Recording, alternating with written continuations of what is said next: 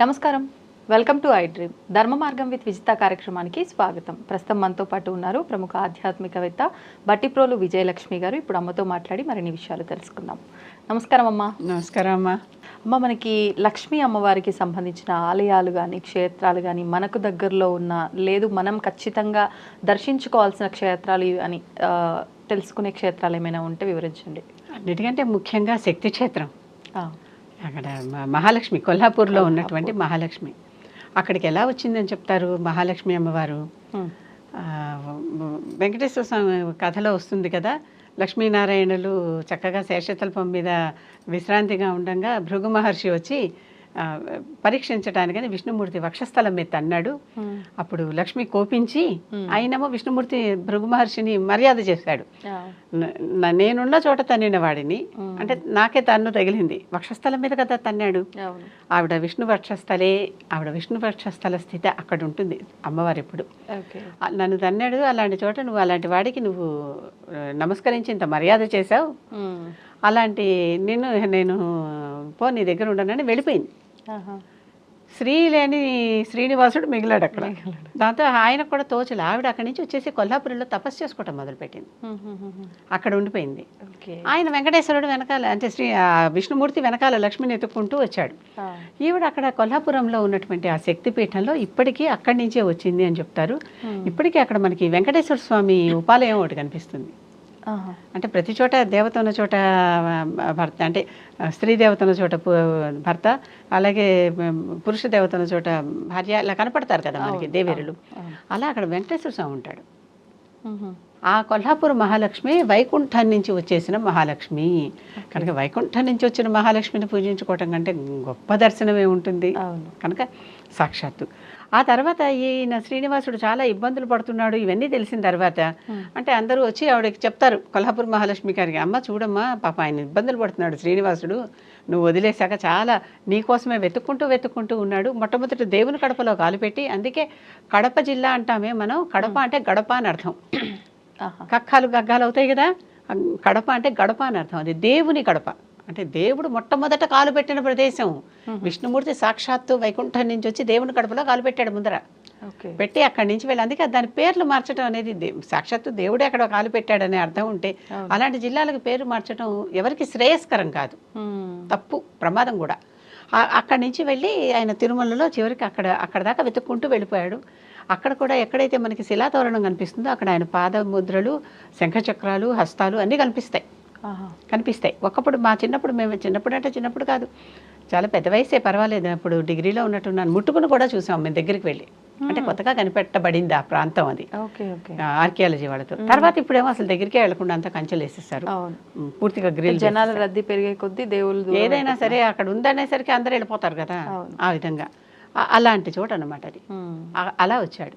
ఈయనకి సహాయం చేయడానికి ఈయన పాపం నిస్సహాయంగా ఉన్నాడు, ఏమీ లేకుండా ఉన్నాడని తెలుసుకుని లక్ష్మీదేవి అక్కడ పక్కన తిరుచానూరు అంటాం చూడు. అవును, తిరుచానూరు అంటే తిరుచాన యొక్క ఊరు, అంటే శ్రీ మహాలక్ష్మి యొక్క ఊరు. అలివేలు మంగాపురం అని అవన్నీ పేర్లు ఉన్నాయి ఇప్పుడు.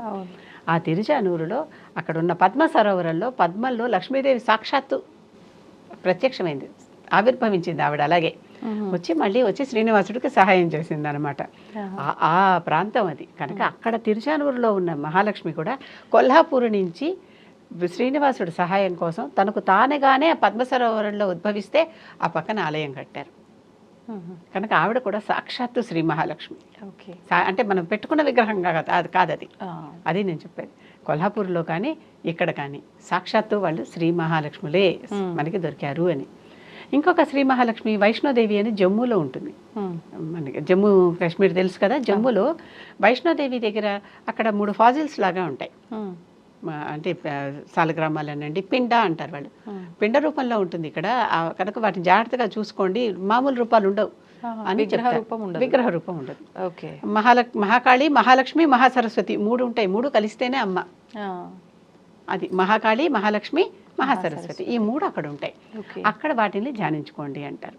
అక్కడికి వెళ్ళేటప్పుడు అమ్మ దగ్గరికి వెళ్ళాలంటే అది ఒక గర్భద్వారం లాగా ఉంటుంది. ఆ గర్భద్వారాన్ని దాటుకుని ఆవిడ దగ్గరికి వెళ్ళాలి అని చెప్తారు. కనుక అది ఇప్పుడు ఆ ద్వారంలో చాలా ఇరుకాటంగా ఉండి కింద నుంచి రాళ్ళు, నీటి ప్రవాహం వస్తూ ఉంటుంది. ఆ నీటి ప్రవాహం చల్లటి నీరు, అవి కూడా ఐస్ కోల్డ్ వాటర్. ఆ నీరు వస్తూ ఉంటుంది, దాంట్లోంచి కింద రాళ్ల మధ్యలోంచి పాక్కుంటూ దేక్కుంటూ వెళ్ళాలి. ఒక కొంతమంది చనిపోయాక ఆ ద్వారం మూసేశారు. పూజారి మాత్రం నిత్యం వెళ్తాడు, లోపలికి వెళ్ళి పూజ చేసుకుని వస్తాడు. వేరే మిగిలిన వారందరికీ ఇంకొక చక్కటి మామూలుగా నడిచి వెళ్లే ద్వారం లాంటిది ఒకటి గుహ ఏర్పాటు చేశారు. దాని ద్వారా మనలాంటి వాళ్ళందరం వెళ్తే నడిచి వెళ్ళొచ్చు, ఇలా పాకి దేకి వెళ్ళలేని వాళ్ళకి. అయినా ఇప్పుడు ఎవరికి పర్మిషన్ చేయబట్టల్లా, పూజారి మాత్రమే వెళ్తున్నారు వస్తున్నారు. ఆయన ఉదయాన 3 ఆడపిల్లలు తీసుకొచ్చి బాల పూజ, మహాకాళి, మహాలక్ష్మి, మహాసరస్వతిగా కూర్చోబెట్టి వాళ్ళకి సమస్త ఉపచారాలు చేసి పూజ చేసి ఆ చిన్నపిల్లలకి ఈయన సాష్టాంగ నమస్కారం పెట్టి ఈ వృద్ధ పూజారి తర్వాత ఆ బిల్లంలోంచి లోపలికి వెళ్ళి ఆవిడని దర్శించుకుని అక్కడ పూజలు చేసి మళ్ళీ వస్తారు. ఈ రోజుకే జరుగుతుంది ఆ కార్యక్రమం. అది కూడా చాలా అసలైనటువంటి, అంటే తనకు తానుగా వెలిసినటువంటి శ్రీ మహాలక్ష్మి దర్శనం. అది ఆ మధ్యలో ఉన్నది మహాలక్ష్మి. ఆవిడ పేరు మీదే ఆ ప్రాంతానికంతా వైష్ణోదేవి అని వచ్చింది. ఒక బాలగా కనిపించిందని అక్కడ క్షేత్రగాథలు బోలెడు ఉన్నాయి. కానీ మనకి ఇప్పుడు జరిగేటటువంటి దర్శనం అది కూడా చాలా ప్రత్యేకమైనటువంటి క్షేత్ర దర్శనం. ఇది అష్టాదశ శక్తిపీఠాల్లోకి రాదు. జ్వాలాయం వైష్ణవీదేవి అని చెప్పేటటువంటిది ఇంకోటి. అక్కడ జ్వాల రూపంలోనే లక్ష్మీదేవి ఉంటుంది. అది హిమాచల్ ప్రదేశ్లో ఉంది. దాని పేరే జ్వాలాముఖి, ఆ ప్రాంతం పేరు. అక్కడ కొన్ని ప్రాంతాల్లో సుమారు 11 చోట్ల అనుకుంటా, దానంతట అదే అక్కడ ఉన్నటువంటి బిల్లంలో నుంచి అగ్ని వస్తుంది, నిప్పు వస్తూనే ఉంటుంది, వెలుగుతూనే ఉంటుంది మంట.